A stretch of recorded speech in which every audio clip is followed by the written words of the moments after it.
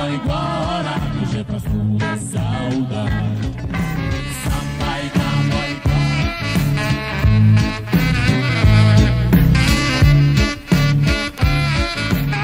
Сегодня случается ровно та лекция, из-за которой случился весь лекторий.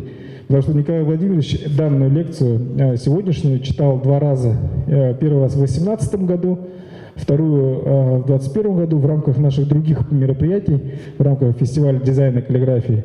И каждый раз эта лекция собирала рекордное количество людей, и мы никогда не имели возможности записать ее.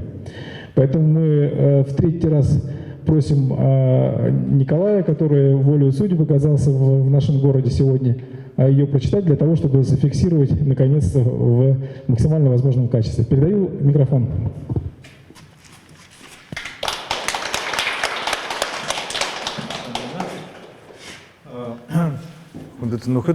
Спасибо всем большое, что в этот морозное январское воскресенье вы все-таки нашли в себе силы и мужество из теплой квартиры, из теплой постели прийти сюда.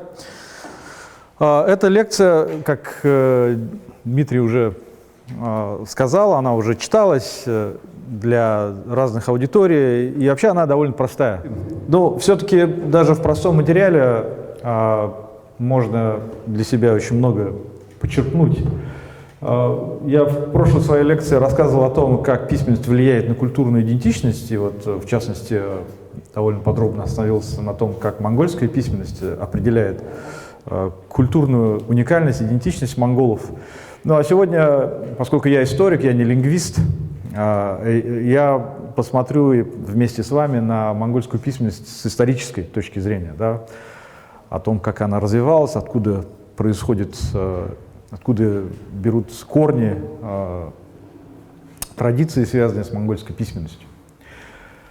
Сегодня мы с вами поговорим, как монгольская письменность связана с шумерской клинописью и древнеегипетскими иероглифами. Это самые древние системы письма из обнаруженных на сегодняшний момент учеными. И как это, может быть, не странно выглядит, но монгольская письменность берет свои корни именно, возможно, из этих систем письма.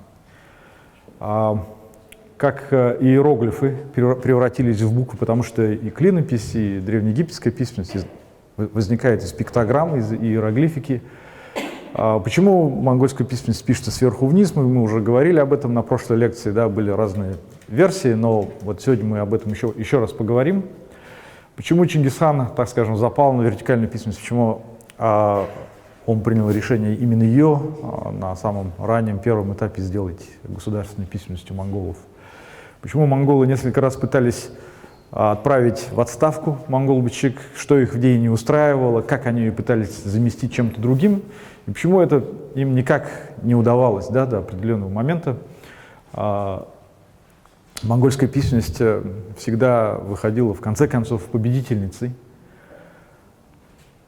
Какая письменность, какая из монгольских, из тех самых вариантов монгольской письменности приснилась ее разработчику во сне?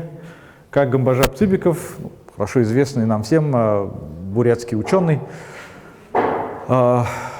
один из наиболее известных, да, бурятских ученых в России, как он пытался защитить монгол-бычек, в отличие от многих других представителей бурятской интеллигенции, которые выступали за ее замену на латиницу. И почему вертикальное монгольское письмо такое живучее? Чем объясняется ее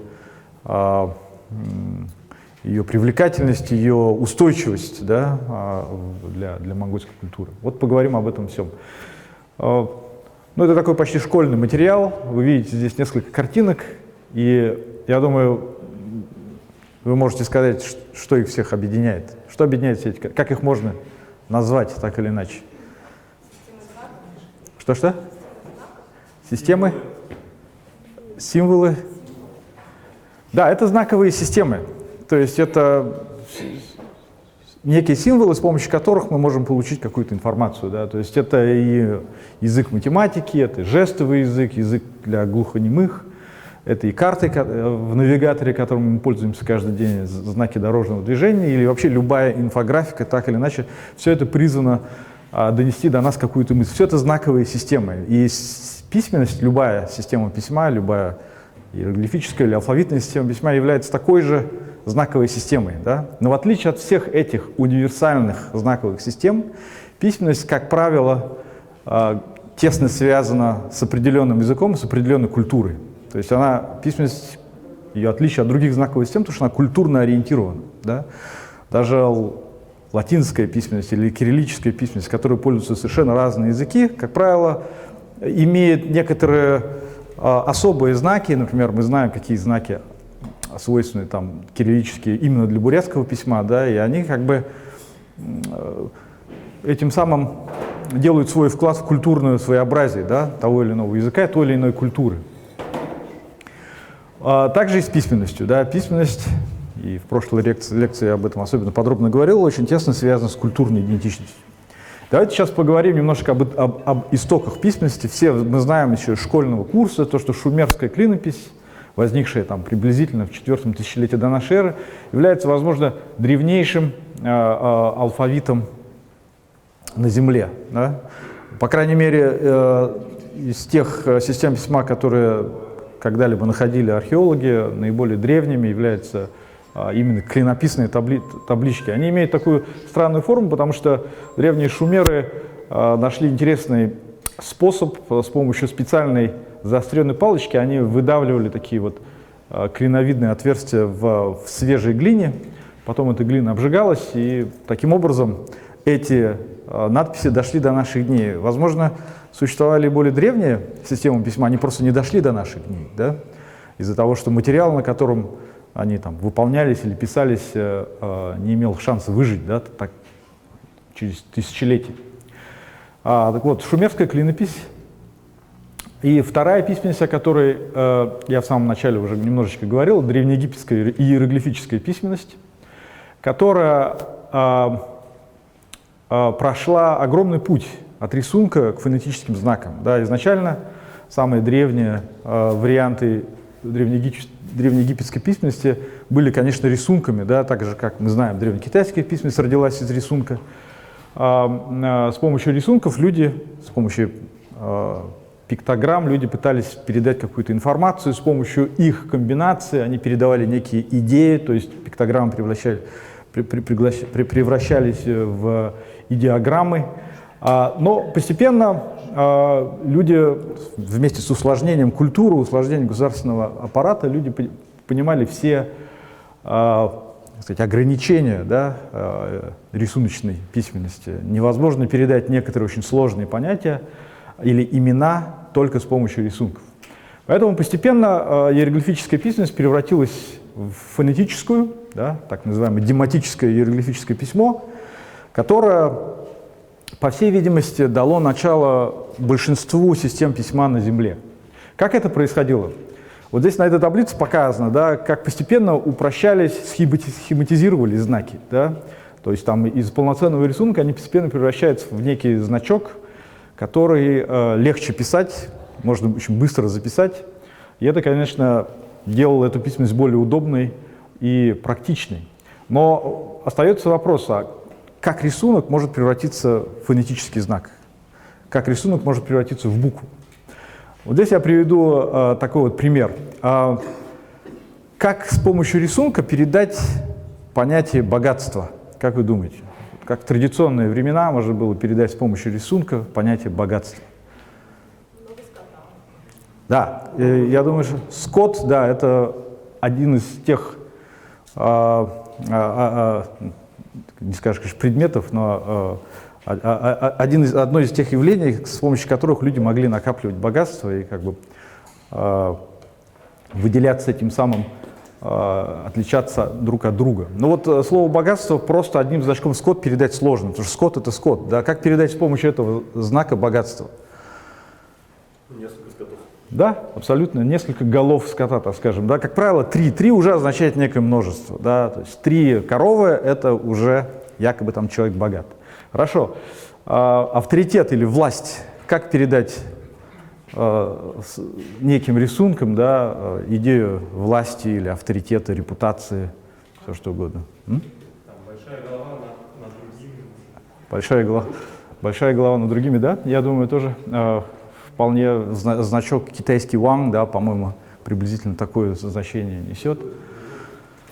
Многими способами можно передать понятие власти, но вот такое апахало, да, вы понимаете приблизительно, почему апахало является признаком власти. Да? Потому что когда у вас власть, вы можете не сами пользоваться таким роскошным апахалом, кто-то рядом стоит, обмахивает вас. Да, это во многих культурах это был символ царской власти, апахала. Следующая игра. Как игру передать с помощью одного значка? Во что в основном люди играли? Кость, совершенно верно, да? То есть вот в такую кость в очень многих культурах существуют разнообразные варианты игр. Потому что такая кость один из наиболее доступных, да, для детей предмет. И, наконец, радость. Как бы вы передали слово радость? С помощью улыбки, с помощью солнца, да, совершенно верно. Ну вот, например, вот что-то типа такого. Радость. Через какое-то время, да, для того, чтобы эти значки превратить в фонетики, людьми было решено, что слово «богатство», начинающееся на букву «Б», будет означать букву «Б». Авторитет, да, на букву «А», игра на букву «И», «Р» на букву «Радость». Это, конечно, вызывало различного рода недоразумения, да, возникали различные какие-то омофонные формы и так далее, но это не мешало людям, тем не менее, постепенно развить из пиктографических знаков буквенные знаки. И вот таким образом мы на нашем импровизированном языке записали бы имя Баир. Да? Это для того, чтобы проиллюстрировать тот путь, который обычно, в очень упрощенном виде, который обычно проходит иероглиф к алфавитным системам. Вот одной из самых первых и наиболее удачных алфавитных систем была так называемая финикийская письменность. Ну, как понятно из названия, изобрели ее финикийцы, да, такой вот семитский народ, родственники современных арабов и евреев, которые жили как раз в тех же самых местах, да, совсем недалеко от земли обетованной, в городах Библ, Сидон, Тир. Отличались финикийцы от всех других окружающих народов тем, что они были искусными мореплавателями, умели строить корабли, и вот по Средиземному морю возили товары, были очень хорошими торговцами, и, как правило, именно торговцы более чем кто-либо нуждаются в письменности, да? Потому что необходимо писать какие-то залоговые документы, заключать договора, вести записи о финансовых операциях и так далее. Письменность торговцам нужна, не просто письменность нужна торговцам, но письменность удобная, быстрая, практичная. Да? Нет времени там, писать большой документ на сложных пиктограммах. Поэтому финикийцы, по всей видимости, взяв за основу дематическое и клинописное письмо, каким-то образом объединив принципы этих писем, изобрели одну из первых систем письма.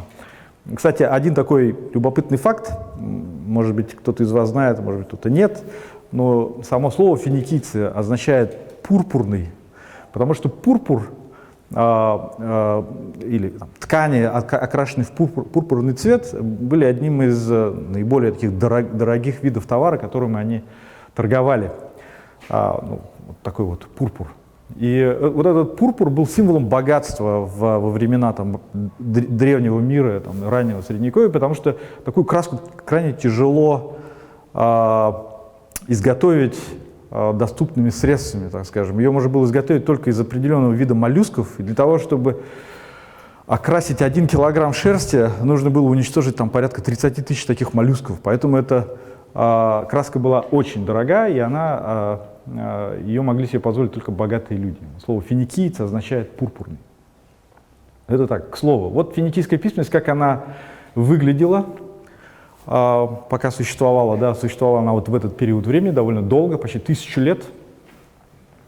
Вот эти знаки, как вы понимаете, довольно удобно было писать. Некоторые из этих знаков напоминают буквы из алфавита, которыми мы пользуемся сегодня, из латинского, из кириллического, даже монгольского алфавита, да, потому что корни всех этих систем письма лежат именно здесь. Вот. Таким образом, финикийцы записали бы слово, которое я предлагаю вам угадать. Что здесь написано?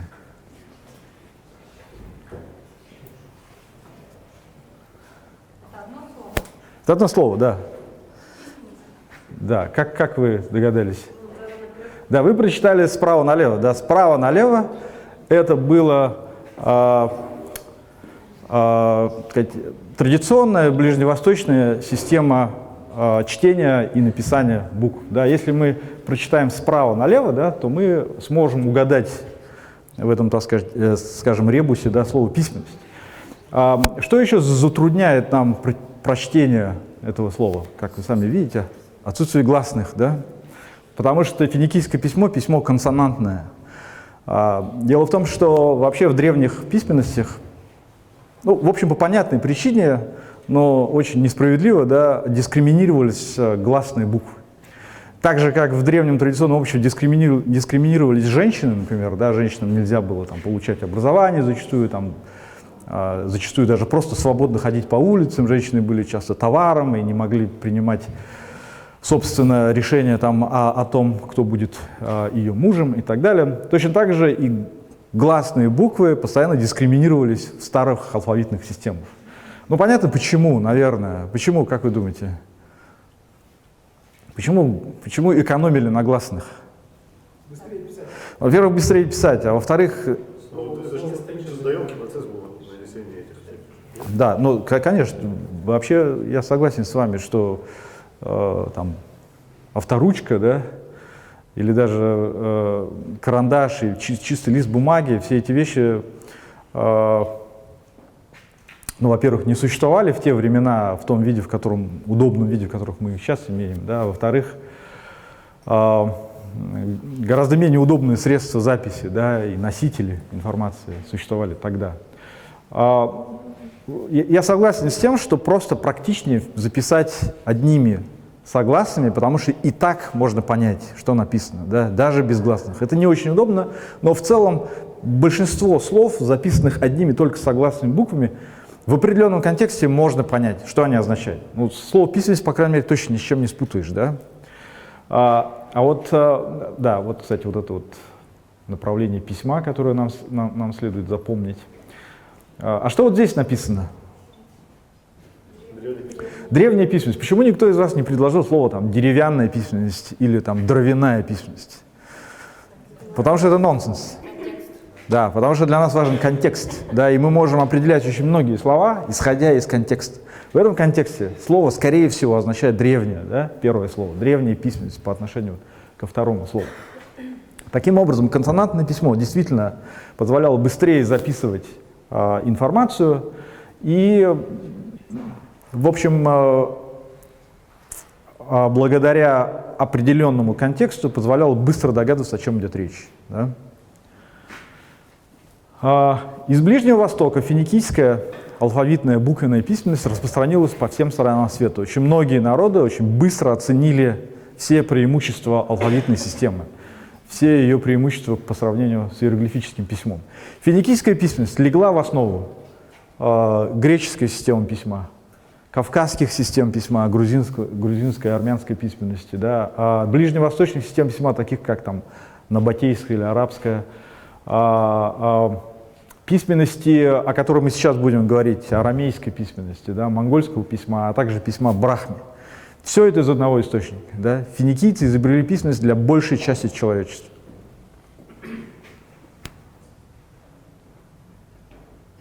Так, стрелочки у меня. Но очень быстро одни народы сохранили традицию написания слов справа налево, да, и она жива до сих пор. Мы знаем, многие системы письма до сих пор придерживаются именно этой ориентации. Но другие системы письма, такие, например, как тайская, да, на основе брахми или латиницы, стали писаться слева направо.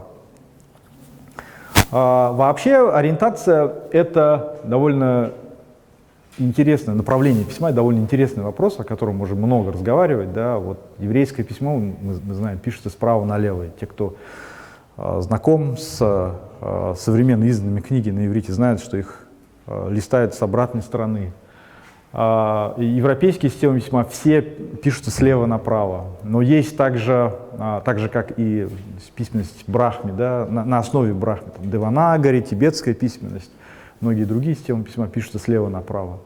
Но есть такие системы письма, как китайская, например, да, которые традиционно писались сверху вниз. Да, и для нас это очень важная вещь. Сверху вниз — это один из вариантов направления письма, и он очень важен для нас. Мы, сами понимаете, почему, мы скоро вернемся к этому вопросу.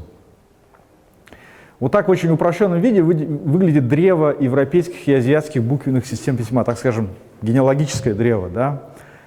Чисто гипотетически считается, что египетская и шумерская письменность легли в основу вот этих древнесемитских систем письма, из которых для нас важнее всего финикийское письмо, которое родило арамейское письмо, и это арамейское письмо дало начало Брахме, сагдийскому, и все это приводит нас к монгольскому письму. Независимо от арамейского, финикийская письменность дала начало греческому письму, которое породило в дальнейшем латиницу и кириллицу. Вот таким образом выглядит родословное, так скажем, большинства доминирующих сегодня систем письма. Ну вот так это выглядит: финикийская, арамейская, сирийская, сагдийская, уйгурская, монгольская, которая, в свою очередь, дала несколько вариантов айратской, маньчжурской письменности и бурятской письменности Вагиндра. Поговорим немножко об арамейской письменности, и здесь на этом слайде недаром изображение Иисуса Христа, потому что мы знаем из Евангелия о том, что Иисус Христос говорил на арамейском языке. В Евангелиях часто встречаются выражения, которые Иисус Христос использовал, и даны они зачастую именно на арамейском языке, а в скобках просто дан перевод этого письма там, на древнееврейский или на греческий, смотря на каком языке само Евангелие. Вот, в частности, в одном из эпизодов своей жизни он явил народу чудо, разверши уста слепо-глухонемому человеку. И прежде чем сделать это, он произнес слово «еффафа», что на арамейском означало «да разверзнуться». Но есть и другие очень известные выражения, которые известны нам без перевода. Например, забыл, «талима куми», да, по-моему, «встань и иди». Это арамейское выражение он употребил, когда воскресил из мертвых дочь одного из людей, которые обратились к нему с отчаянной просьбой. То есть нам известно, что Иисус говорил на арамейском языке. Арамейский язык является родственным еврейскому, но не один и тот же с ним язык. Арамейский язык был чрезвычайно распространенным. Для этого у лингвистов есть такое понятие, такой термин «лингва франка». Лингва франка — это язык, на котором легче говорить всем людям в какой-то определенной местности. Ну, например, понятно, что в Бурятии, где проживает много разных народов, лингва франка является русский язык. Да? Во многих других странах там лингва франка может быть английский язык. Вообще лингва франка — это такой, точнее, английский язык — это такой международный лингва франка. Да? Где бы вы ни оказались, в какой бы части мира вы ни оказались, скорее всего, с помощью английского языка вы сможете как-то объяснить. Так вот, арамейский язык был лингва франкой того времени на Ближнем Востоке. Это было связано с Ахеменидской империей, которая сделала именно арамейский язык и арамейскую письменность такой универсальной имперской письменностью, и она распространилась чрезвычайно далеко. Вообще грамотность в те времена была очень слабой, и, как правило, писать и читать умела только очень маленькая прослойка людей. Но в те времена на большей части Евразии, если кто-то и умел писать и читать, то, скорее всего, они умели писать и читать на арамейском языке и арамейской письменности. Вот поэтому арамейская письменность для нас очень важна, для истории монгольской письменности. Вот примерно так она выглядит. Если вы повернете голову вправо, то вы уже где-то как-то чуть-чуть сможете угадывать некоторые графемы, используемые в монгольском письме. С 800 до 600 годов до нашей эры эта письменность особенно активно, даже с 800 года до 600 года нашей эры активно использовалась, да, то есть огромный период времени, тоже почти тысячелетие. Может быть, вы заметили, что в отличие от финикийской письменности, у арамейской письменности вот такие вот точки странные, да, множество. Это не особенности бумаги. Это точки имеют смысл. И, может быть, вы можете догадаться, что они означают. Ударение? Нет, не ударение. Гласные, да? Те самые огласовки, которые долгое время дискриминировались, да, древними системами письма, здесь, наконец-то, скромненько, постепенно, но занимает, хотя и второстепенное, но все-таки место. И это удобно, да? Думать надо меньше, догадываться нужно меньше. Примерно так это выглядело, да? То есть то самое слово древняя письменность теперь записывалось таким образом.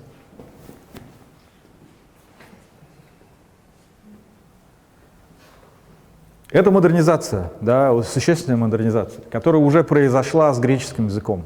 В греческой письменности гласные заняли примерно такое же место, да, и это как бы сравняло позиции обеих систем письма. Здесь одна из таких вот настенных мозаик, и вы, наверное, узнаете, чья это битва между кем и кем. Да, Александр Великий, Александр Македонский против Дария III, да, императора Ахеменидского государства. И это не просто битва между двумя цивилизациями, это в том числе и была и битва между двумя системами письма. Да? Греческая система письма, которая происходит от финикийской, и арамейская система письма, которая тоже происходит от финикийской. Две эти культуры, две эти парадигмы, как я говорил на прошлой лекции, письменность во многом определяет цивилизацию и культуру.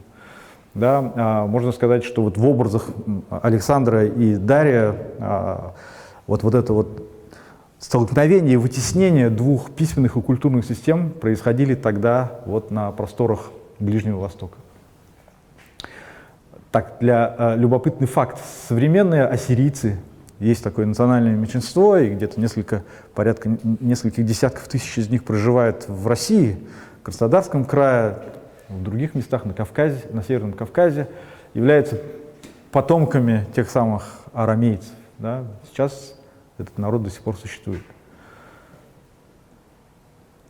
Один такой интересный факт, то, что арамейская письменность породила и еврейскую письменность, и арабскую письменность. Да? Два народа, которые сейчас, к нашему большому сожалению, да, сцепились в такой жестокой схватке, имеют не только генетические корни, но и культурные корни во многом. Да? И оба эти системы письма принадлежат к семье к арамейской семье письменности, так же, впрочем, как и монгольская. Следующий этап — это когда арамейская письменность с помощью той самой модернизации эволюционирует до сирийской письменности. Сирийская письменность известна тем, что активно использовалась ранними христианскими общинами, и очень многие наиболее древние христианские рукописи, Евангелия записаны именно на сирийском письме. Поэтому специалисты по древнему христианству, как правило, хорошо знают сирийскую письменность, сирийский язык. Здесь еще больше узнавания, да, больше близости к монгольской письменности. Я даже отобрал несколько графем. Вот эта графема означает заглавную «Т». Вот эта графема, как вы понимаете, означает звук «О» или «У». Это звук «Х», и это откидная «А». Да? То есть они использовали в сирийском языке, в восточном варианте сирийского письма, и практически ничем не отличается от современного монгольского. Если сложить все эти буквы, то получается вот такое слово. Вы можете его прочитать. Можно его прочитать как там «духа», да? «Лоб», можно прочитать как «то» или «число». Но так или иначе, графемы практически те же самые из сирийского письма. Таким образом, примерно в 400 году нашей эры происходит такое вот разветвление, да, некая развилка, когда сирийская письменность, с одной стороны,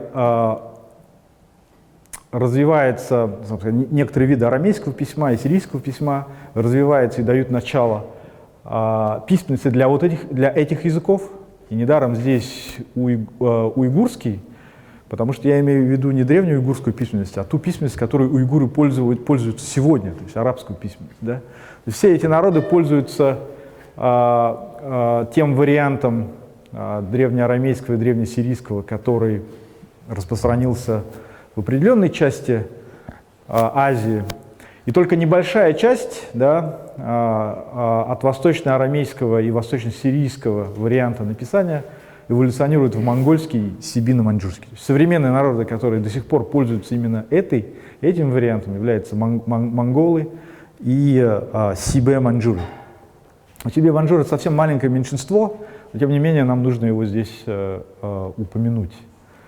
Вот, кстати, у сибе-маньчжуров сейчас, вот, в последние десятилетия, тоже идет очень активный процесс возвращения к собственному письму. Они были довольно сильно окитаяны в последние десятилетия, но сейчас для них это прям очень важная часть их культурной идентичности.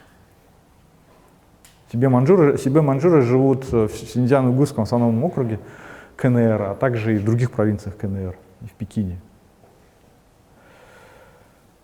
Вот.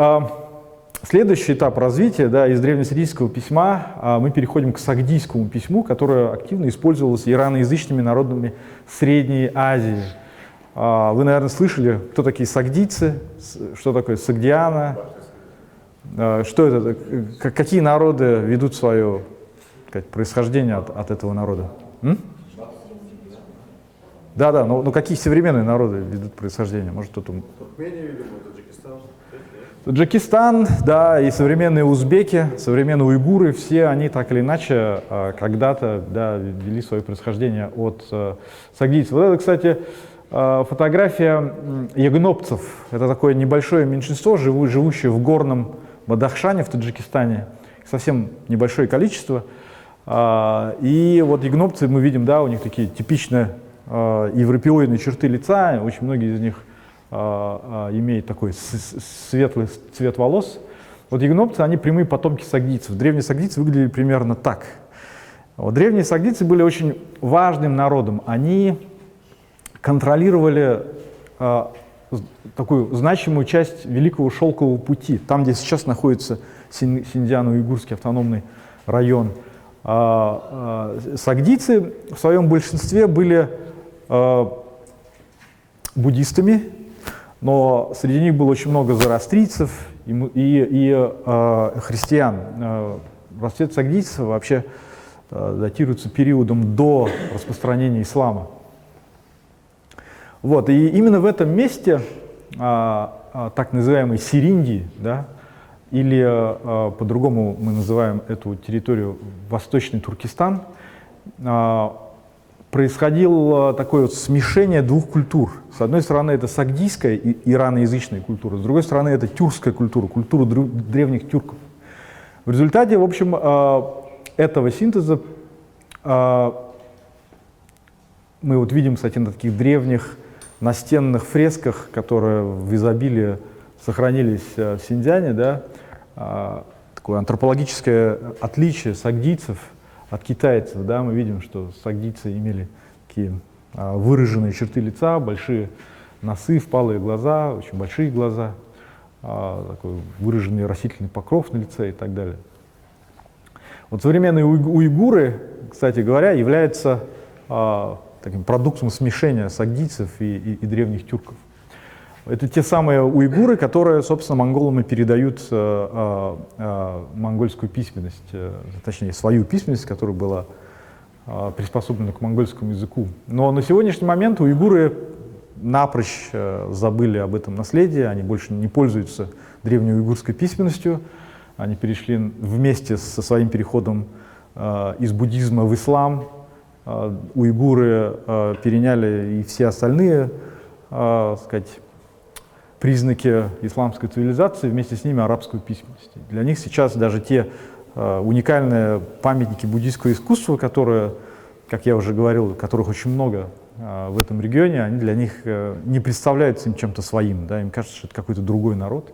Я имею в виду такое в массовом сознании, так скажем, у древних уйгуров.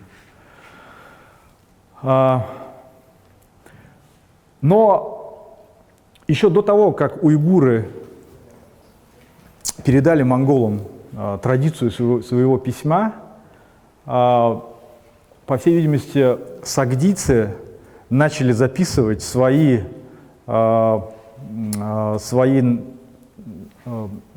надписи на вертикальной ориентации. Вот бугутская стрела, датирующаяся VI веком нашей эры, которая была найдена в Монголии, в Архангайском Аймаке, содержит текст на жужжанском языке. Мы знаем, что жужжане были древними предками монголов и говорили на языке, который чрезвычайно близок к монголам. Если бы мы сейчас переместились на машине времени, вот в это время поговорили жужжанином, я не знаю, как правильно сказать, жужжанцем, да, то мы бы, я думаю, наверное, процентов, по крайней мере, 50-60 из того, что он говорит, поняли бы, да? Вот этот текст, он интересен тем, что он написан на жужжанском языке, на сагдийском письме, и записан он вертикально. То есть уйгуры были далеко не первым народом, которые сделали этот сакраментальный поворот на 90 градусов письменности. Давайте вот, кстати говоря, да, вот эту фотографию этого камня я сделал совсем недавно, несколько месяцев назад в Кыргызстане, в Национальном музее в Бишкеке. Это христианская надпись на уйгурском письме, вот этот христианский крест. И здесь мы видим надпись вертикальная и надпись, точнее, вертикальная и горизонтальная. Уйгуры, по всей видимости, какое-то время делали свои записи в двух вариантах. Могли писать вертикально, могли писать горизонтально, в зависимости от носителя, на котором они писали, в зависимости от каких-то других вещей. Да? Кстати, значительная часть уйгуров были христианами несторианского толка. И вот схематически смена пространства ориентации уйгурской письменности выглядит таким образом. То есть записывали, как мы понимаем, таким образом. И здесь мы видим, огласовки занимает уже полноценное место в письме. Да? Происходит поворот на 90 градусов. В принципе, ничего не меняется, просто пишут точно так же, но сверху вниз. Возникает резонный вопрос: зачем и почему? Да? Для чего это было сделано? Я этот вопрос всегда задаю и получаю очень много разных ответов. Ну, вы как думаете, для чего понадобилось переворачивать письменность на 90 градусов? С чем это связано?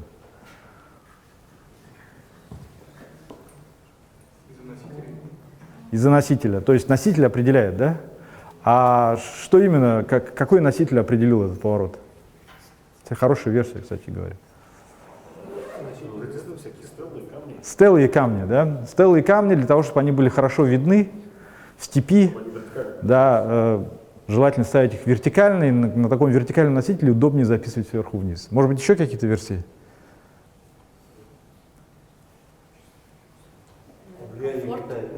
Комфорт для кого?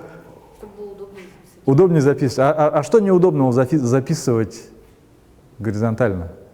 Справа налево. Почему справа налево неудобно записывать? Как вы думаете? Да, потому что размазываешь. Размазываешь чернила, да? Совершенно верно. Когда люди стали чаще использовать чернила, и вы пишете справа налево, вы действительно рискуете наделать кучу помарок, да? Ну и еще одна очень такая, как бы, явная версия, мы ее уже вскользь упоминали, может кто-то вспомнит. Если не вспомните. Что? Связь неба и земли. Ну да, на прошлой лекции мы говорили о том, что в культурном плане, в таком романтическом плане можно объяснить, да, поскольку, да,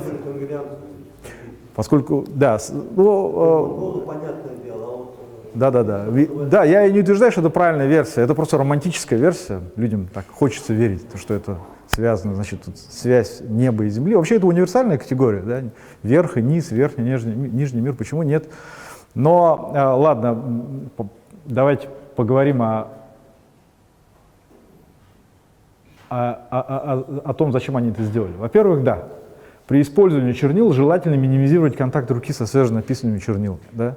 Ориентация, если вы правша, а 90% людей правши, да, насколько я знаю, когда вы пишете слева направо, и строки у вас располагаются сверху вниз, вы практически не касаетесь. Тем не менее, некоторые умудряются, да, делать помарки, особенно в детском возрасте. Но в целом, да, это может быть серьезной причиной. Вторая причина подражательная, да, о которой мы не вспомнили, но мы говорили о том, что китайцы так уж повелось, писали традиционно сверху вниз, да, свои иероглифы. И китайское влияние было колоссальным, да, в этом регионе, в регионе Шелкового пути, там, где большая часть коммерческих операций совершалась на китайском языке, много было китайских торговцев и так далее. В конце концов, было удобнее делать двуязычные документы. И вот, значит, именно поэтому, возможно, письменность совершила этот поворот. И, наконец, вот, блестящая версия, да, о том, что носитель определяет, каменностельная, да, так скажем, тоже имеет место быть. Я не утверждаю, что это действительно было так, но вообще сама по себе версия, мне кажется, довольно интересная. Подтверждением ему является то, что самым первым памятником из известных на сегодняшний день монгольского письма является так называемый Чингисов камень. Да? Чингисов камень был найден на территории Забайкальского края Российской Федерации, затем увезен в Эрмитаж. По дороге, пока увезли, его сломали. В таком условном виде он и хранится в Эрмитаже.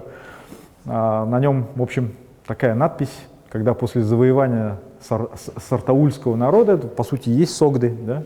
Чингисхан собрал на Йону всего монгольского улуса в местности Бахасу-Джихай, и Сунхэ выстрелил из лука на 335 сажений. Вот.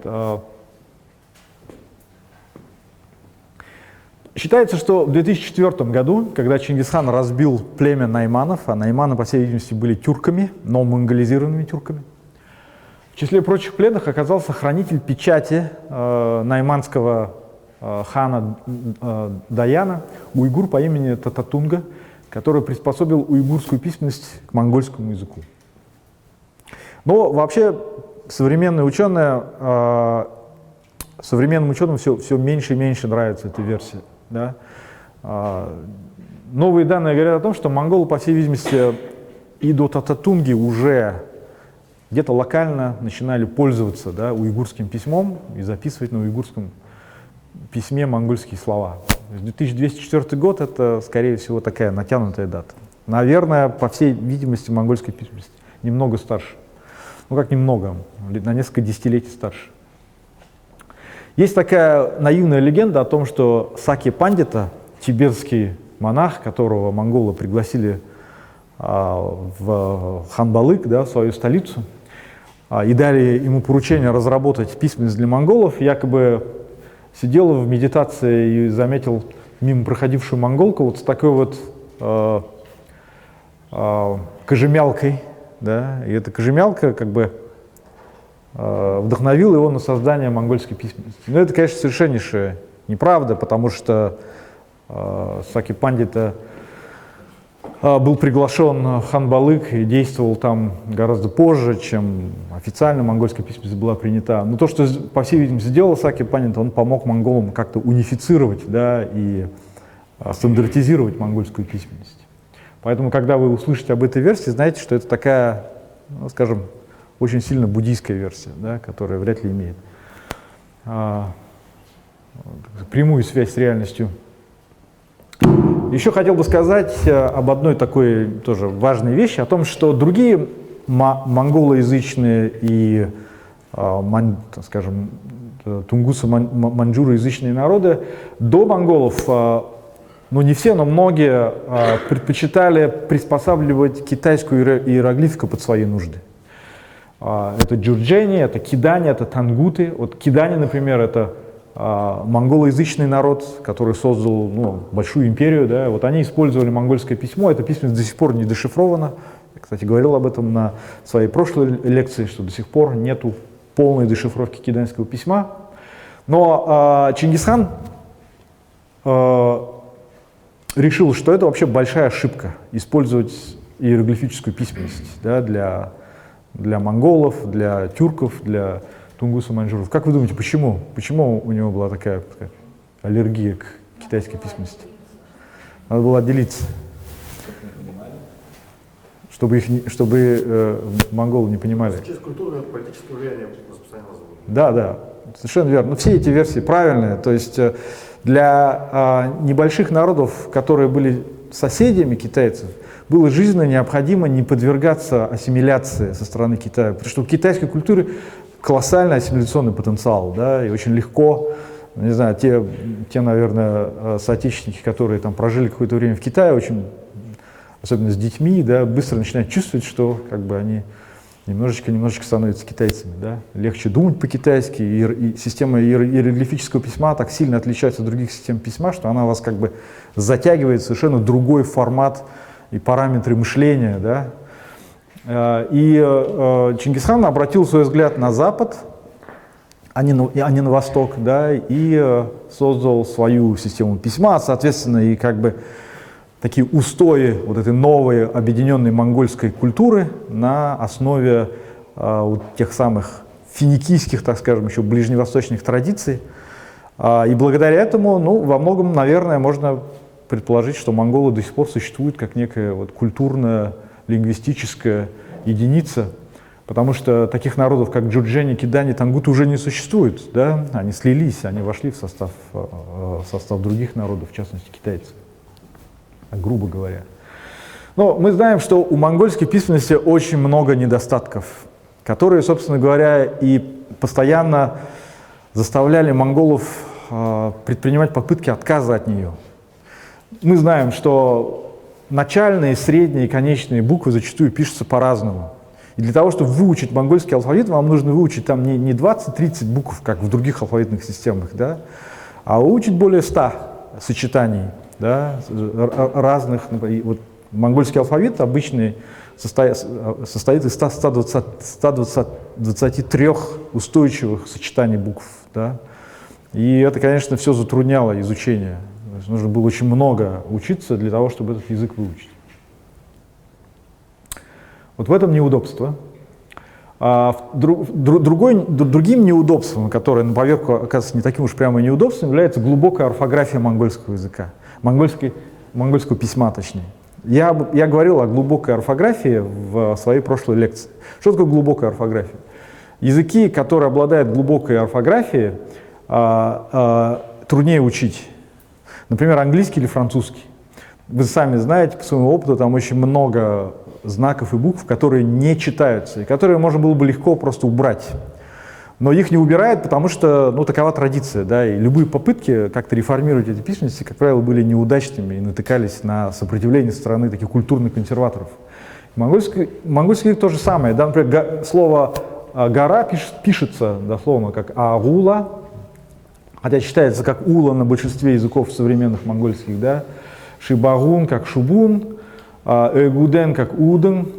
Это вот очень похоже на французское «о», да, «вода», то есть 3 знака используются для одного звука «о».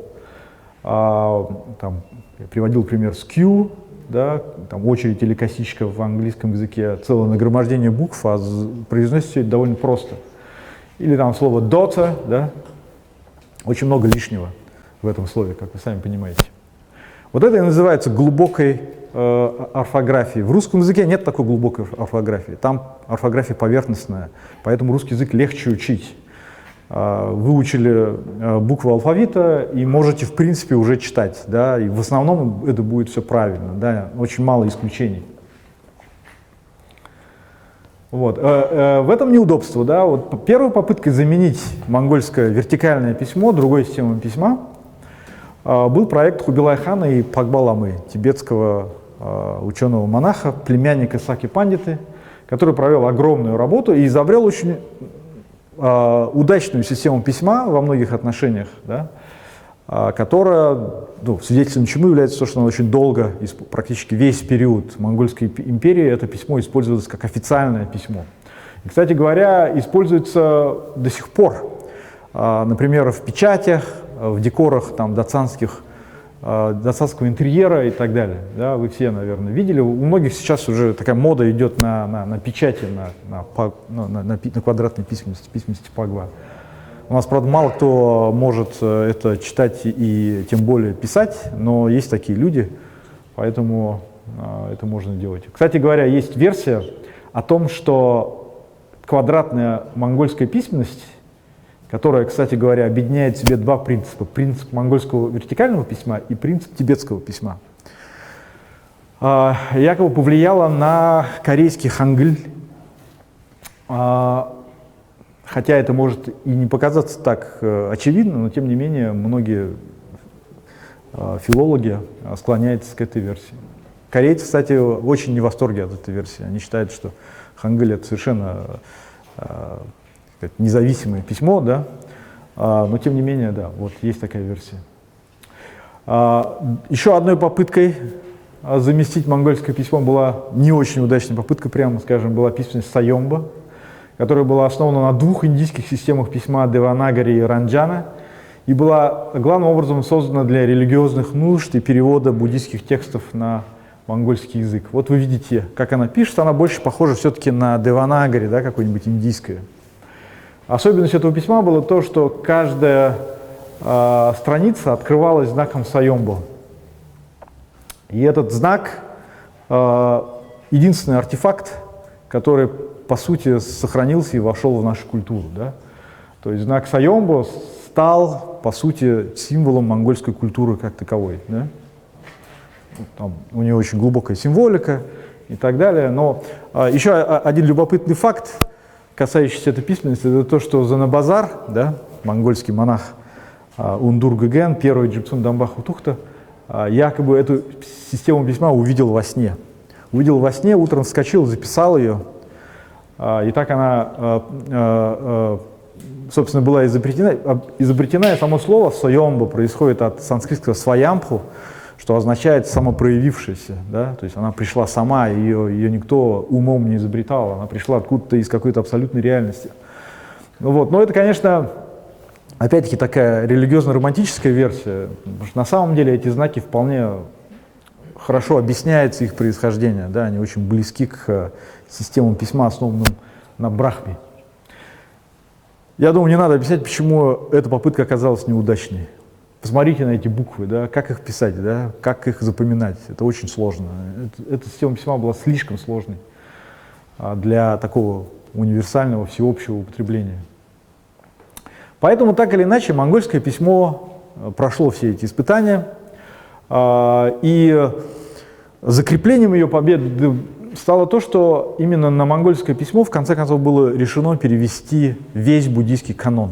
Перевод буддийского канона, да, ганджура и данджура, это нетривиальная вещь. Это означает, если на ваш язык был переведен канон, это значит, что ваш народ входит как бы в эту буддийскую семью народов.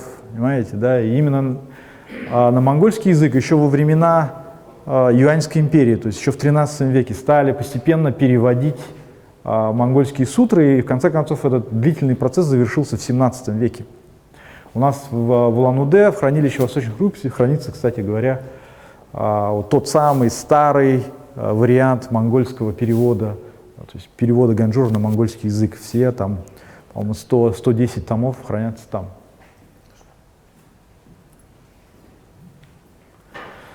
Вот. Были и другие попытки сделать избавиться от недостатков монгольской письменности, полностью от нее не отказываясь. Да, они хорошо известны. Одна из попыток была, удачная попытка была предпринята айратским учителем Зая Пандитой, да, Намхаем Джанцо в 17 веке. Что он сделал? Он изменил форму некоторых букв и унифицировал написание там верхних и средних букв, по крайней мере. Да. И назвал он свою письменность «Тодобичик», что можно перевести как «ясное письмо». И это как бы такой некий антоним слову «худумбичик». Худумбичик — это тоже одно из названий монгольского вертикального письма. И слово «худум» можно перевести как «неточное письмо». Да? Письмо, как бы предполагающее некие варианты. А тодобичик — это такое конкретное точное письмо, в котором этих двусмысленностей как бы устранены. Понимаете? Но тодобичик было изобретено только для западных монголов. Там вот западные монголы его до сих пор используют, в том числе и калмыки сейчас обращаются к нему, к этому письму.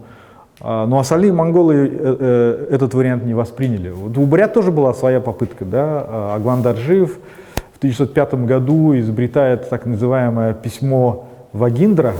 Вагиндра — это санскритский как бы вариант его имени Агвана Дарджиева. Да? Ngawang Лосан. Нет, просто Ngawang. Вакаиндра — это Ngawang или Агван. Да? Его иногда называют еще агвановским письмом. Там тоже такой же принцип, то есть он попытался избавиться от этой, как бы, разных вариантов написания в разных частях слова. Но вариант Аглана Даржиева так и не стал универсальным для бурят, потому что, как вы думаете, почему? Старомонгольская, во-первых, была, и она не собиралась сдаваться, да? А во-вторых, да? Традиции чтите. Традиции? Ну, в смысле, что традиция была связана с монгольской письменностью, а не с этой. Ну, всему новому трудно пробивать себе дорогу, я согласен. Да. Она была рассчитана прежде всего на запад бурят. Ну, вообще она предполагалась для всех бурят, и в издательстве «Наран» он публиковал литературу, которая предназначалась для всех бурят. Но просто, видите, 1605 год, да, прошло всего лишь 12 лет, произошла революция, потом все эти большевистские эксперименты с письменностью и так далее. То есть у нее был слишком маленький временной исторический промежуток для того, чтобы себя зарекомендовать.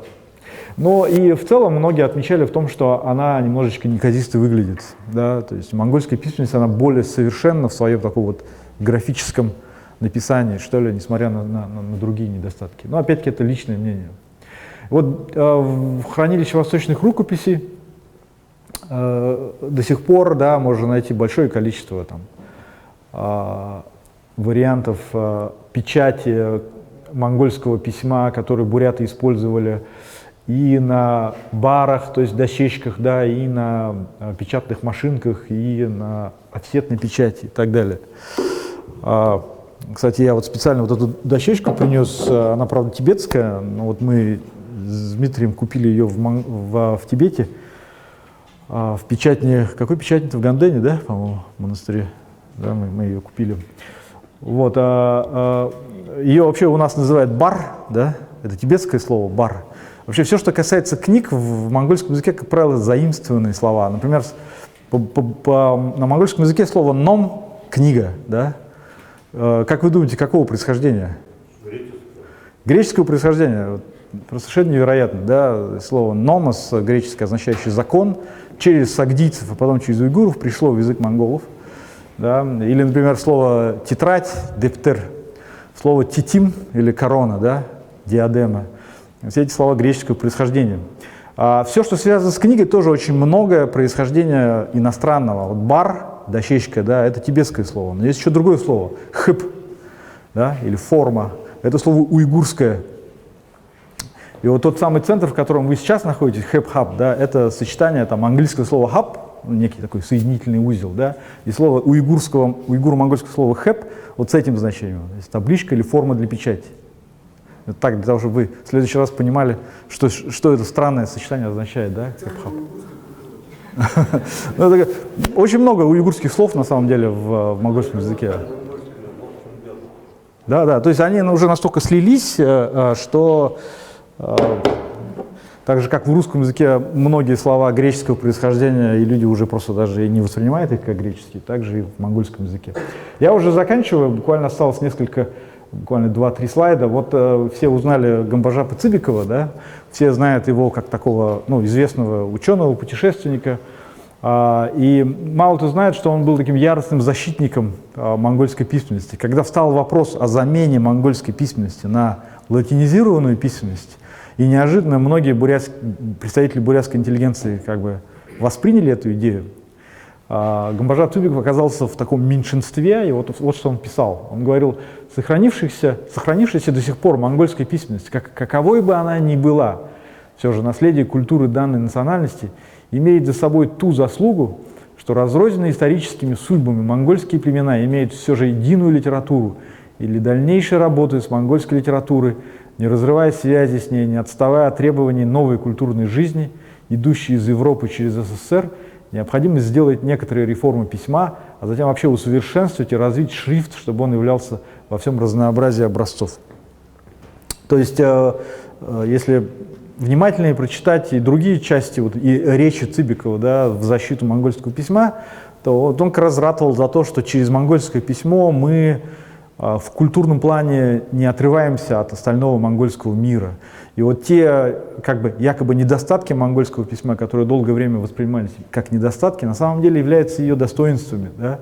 вот эта вот глубокая орфография, которая связывает монголов с древней историей своего народа, вот эта инвариантность монгольского письма, которая позволяет носителям разных диалектов по-своему читать один и тот же монгольский текст. Все это на самом деле делает монгольскую письменность такой универсальной, живучей и очень хорошо приспособленной для монгольских реалий. Посмотрите сами, на прошлой лекции я говорил о том, что все это письменное многообразие мира, да, с начала 20 века схлопнулось. И весь мир был поделен между 5-6 доминирующими системами письма. Да. 90% всего населения Земли использует латиницу, кириллицу, арабское письмо, китайскую иероглифику, да, в разных вариациях. И, конечно, там, письменность, основанную на брахме. Вот. Маленькие островки остались независимых систем письма, да, таких там, как корейское письмо, как японское кана, там, как грузинская и армянская система письма. И вот монгольское письмо, оно среди них, среди этих самых маленьких островков сопротивления, да, вот этой всеобщей такой письменной глобализации, которая происходит во всем мире. Сопротивление это идет со всеми сложностями, но тем не менее, да, монгольская письменность постепенно там, была включена в Unicode, она разрабатываются разные системы письма для различных современных устройств. Все это, конечно, несовершенно, очень сильно отстает от доминирующей системы письма, но все-таки процесс идет. И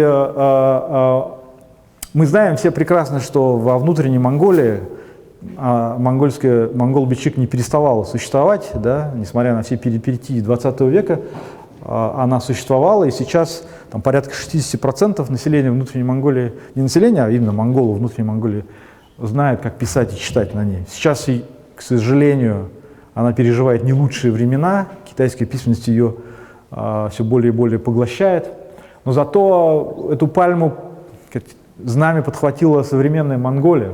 Это, кстати, сегодняшний скриншот с сайта президента Монголии, да, и мы видим, что у него есть версия на монгольском письме, есть 3 версии: английская, кириллическая монгольская и вертикальная монгольская. Монголы приняли закон, что в 2025 году все масс-медиа, все печатные продукты и так далее должны дублироваться на кириллице и монгольском письме. То есть монгольская письменность пока еще не может полностью вытеснить кириллицу, как это хотелось бы современным монгольским властям, но уже может наравне иметь хождение там, в государственном аппарате, все документы государственные, все должно теперь дублироваться на этом письме. Но мы не даем здесь оценки, хорошо это или плохо, реалистично или нереалистично, мы просто говорим, что это данность, что монголы к этому стремятся, понимая, как глубоко и тесно монгольская культура и монгольское своеобразие связаны именно с монгол-бичик.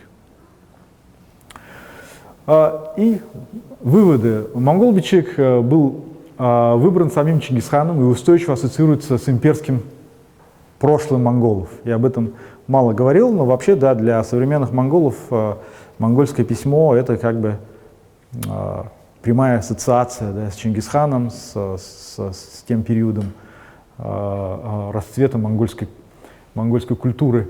Вся самая важная культурная, религиозная продукция монголов возникла именно на этом письме. Да? То есть монгольский ганжур существует, не существует ганжура на, скажем, на квадратном письме, да, или на сайомбо. Существует он именно на монгольском вертикальном письме.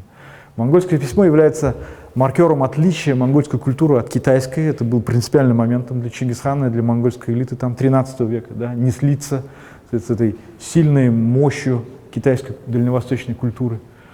Кириллица слишком тесно связана с русской культурой, напоминает монголам об их былом таком подчиненном статусе социалистическом. Видимо, этим объясняются их такие настойчивые попытки, по крайней мере, сделать монгольскую письменность наравне с кириллической. Монгольское письмо резко контрастирует со всеми другими распространенными системами письма, подчеркивая культурное своеобразие монголов. С одной стороны, это слабость монгольского письма, вот эта вертикальная ее ориентация, потому что это создает определенные технические трудности, да, для современного мира. Я часто говорю о том, что мы живем в горизонтальном мире, да, и вертикальному письму в горизонтальном мире довольно сложно существовать.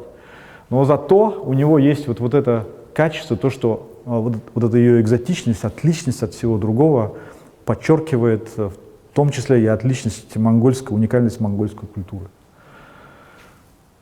Вот, собственно, и все, что я хотел сказать.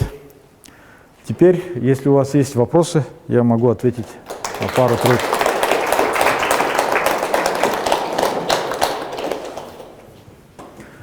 Пожалуйста.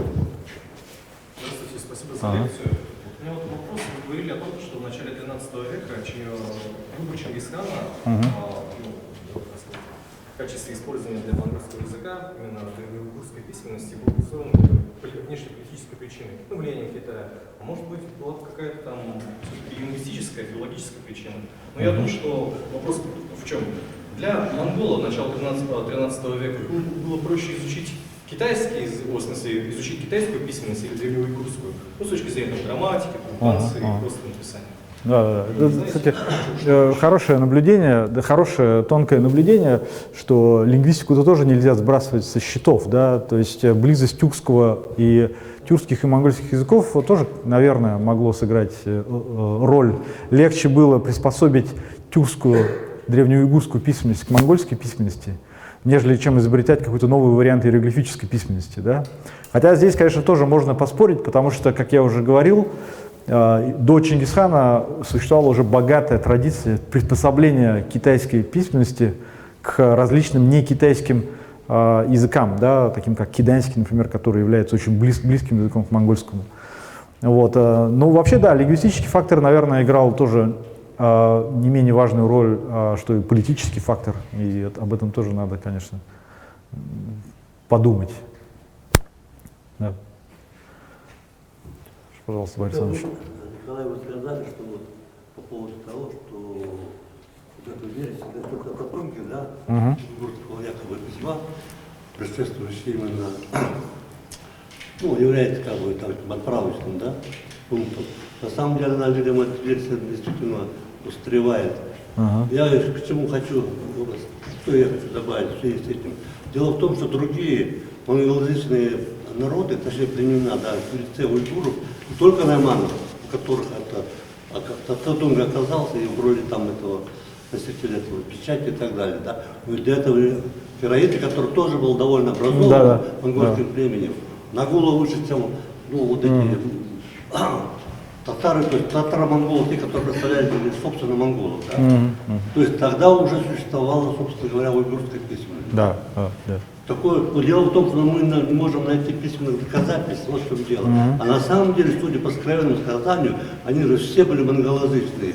И фераиты, и найманы, они спокойно говорили друг с другом, там и жен брали и так далее.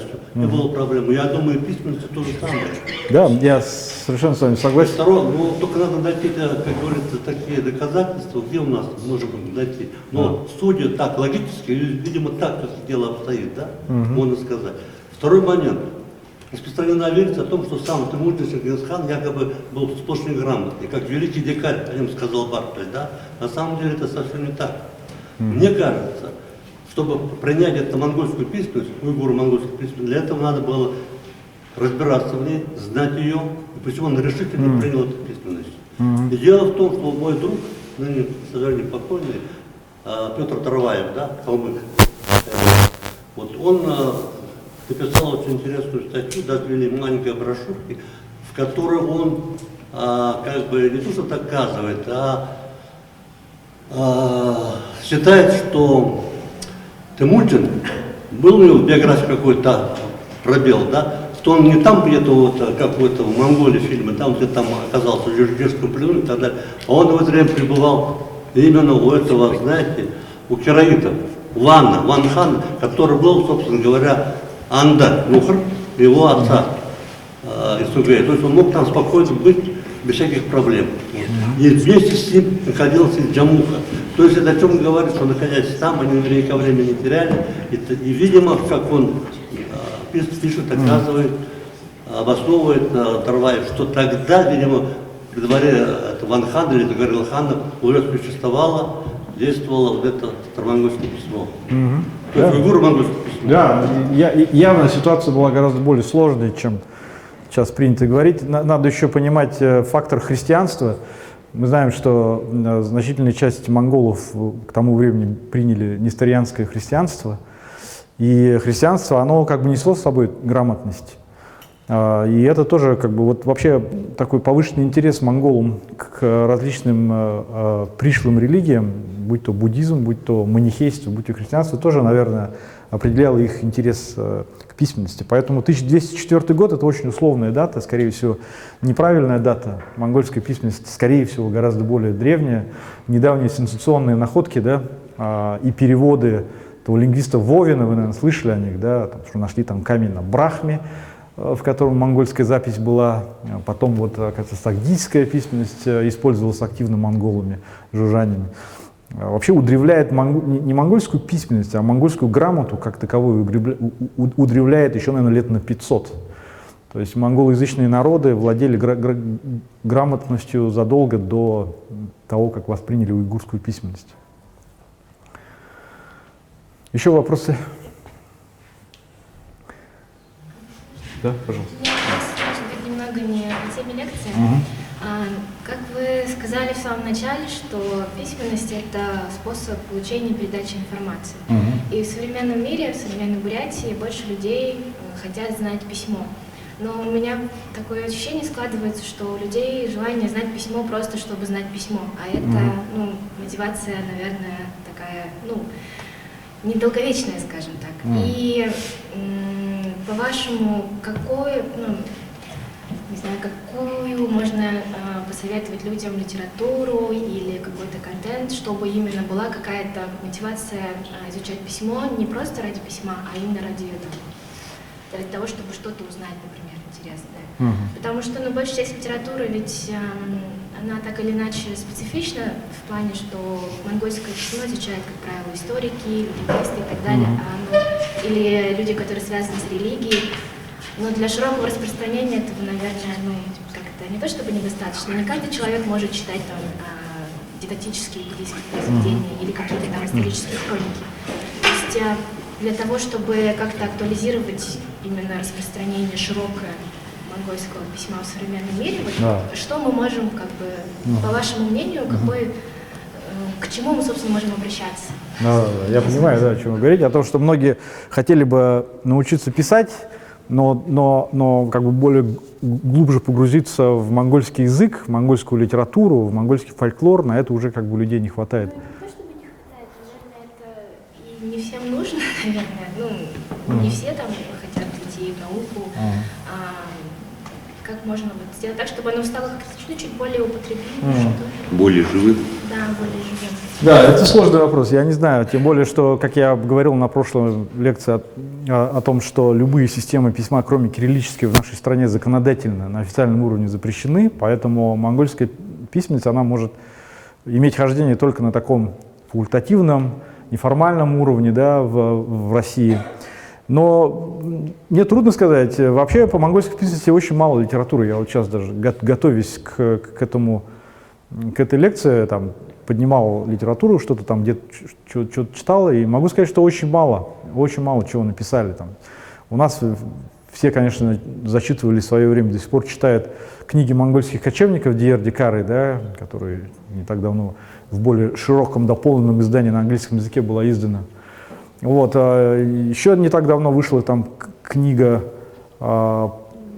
Озлуфа, такого по диссертации его по возрождению монгольской письменности в Монголии. Но, в общем-то, кроме там небольших статей Кары, Рона Таша там, и прочих исследователей, то, в общем-то, ничего особенного-то и нету. Поэтому, да, это только... вообще я считаю, что даже если люди просто хотят научиться писать, это уже очень большой шаг вперед, да, и некий такой мостик для того, чтобы как-то в дальнейшем углублять эти знания. Потому что письменность как таковая, она все равно является очень важным соединительным звеном со своей культурой, да, благодаря своей доступности, благодаря тому, что ее можно развить до высокого как бы искусства каллиграфии. все это очень многих людей затягивает как бы к интересу к собственным корням, к собственной культуре. Это происходит не только в Бурятии, это происходит в Татарстане, в Башкортостане, во многих исламских республиках, где арабская каллиграфия приобретает прям тоже взрывной интерес, да, очень многие люди этим интересуются. Даже в русской кириллической каллиграфии, да, сейчас постепенно тоже как бы набирает обороты. Поэтому, ну, хотя бы так, да, хотя бы так. А что-то конкретное посоветовать, помимо того, что уже и так широко известно, я не могу. Может быть, вот Баир Саномович что-то там сможет посоветовать. У меня нет, действительно, вы правы. Я вот встречался с Каролем, в свое время, когда он был тоже, он говорил про расширенную речь на английском языке. Да? На самом деле, она настольная книга, действительно, для наших монголитов сегодня. Да, да. Конечно, новые данные появились, вот они вошли в эту книгу, да? А я думаю, что мы выложим PDF, правда, не в самом лучшем качестве книги монгольских кочевников, по следам лекции у нас в телеграм-канале. У вас будет возможность скачать эту книгу, она, по-моему, 71 года издания, в PDF формате. Просто таким образом. Да, я говорил о том, что, к сожалению, лингвисты по какой-то причине мало внимания уделяют письменности. В основном занимаются изучением языка. Письменность как бы вообще мало у кого входит вот в реальные научные интересы. У нас вообще специалистов именно по письменности монгольской, ну, я не знаю, почти нет. В основном люди все-таки занимаются литературой, фольклором, языком и так далее. Вот я кстати, да? вот это предложение, вот может быть у нас старомонгольское, как его называется, сакральное сказание, ну что, да, это вообще, в принципе, это должна быть достойна книга каждого уважающего свою культуру и историю, правильно? А поскольку мы это в свое время в 90-м году выходила эта книга на бурятском, в переводе на бурятский уже язык, да, с русским вариантом в переводе Козин, академика Козина. Да. Она книга действительно стала такой уже, ну, очень популярной, не очень, ее сейчас ее нету, да, уже, правда, надо как-то ее оживить. Но если оживлять, то желательно было бы именно со старомонгольским параллельным, то есть сакральным сказанием. Допустим, они вот в 90-м году они прекрасную книгу издали, да, на старомонгольском языке, то есть уже есть полный текст этого, ну, сакрального сказания, да, вот эти вещи. Потом, если наши соотечественники, племенники, то есть буряты, да, нынешние хотят, потому что действительно читать на старомонгольском языке почти фактически такую литературу, которая бы именно задевала их корневые интересы, да, например, как сакральное сказание, да, таких книг у нас почти и нет. Другое дело, что в наш ГСР, кстати, в свое время оба варианта были переведены на старомонгольский язык, начиная с Конституции Легенова, нашими друзьями из внутренней Монголии. Вот если эту книгу важно видеть, вернуть его в культурный оборот было бы тоже не бесполезно. Да. Я, наверное, тоже Согласен. могу добавить ремарочку. В отделе редких книг Национальной библиотеки есть, ну, не все пойдут туда, в БНЦ, а в Национальной библиотеке в отделе редких книг есть большая, в принципе, библиотека книг, написанных на монголуще. Это раз. Когда они делали выставку в декаде бурятского языка, я приходила смотреть выставку и наивно полагала, что у них на выставке представлены все книги на монголуще. Но они мне вынесли из архивов еще буквари, изданные много детской литературы советского времени. Есть. Плюс есть еще информационное агентство «Мансамыр» Монголии. Оно современные новости печатает на монголуще. То есть можно новости почитать. Да. И недавно я на сайте Дальневосточного федерального университета нашла PDF книги Камбоджа Кацебекова, написанную на русском языке, ну, то есть еще на старинном манере с этими твердым знаком. Это учебник «Монгол Бичик», написанный Камбоджа. То есть ее тоже можно погуглить, найти и скачать. Ну вот ресурсы есть, хоть и немногочисленные, но все-таки есть, поэтому призываю всех обращать на них внимание и учиться и письму, и языку. А на этом, я думаю, все. Спасибо большое вам за внимание. И до следующих встреч.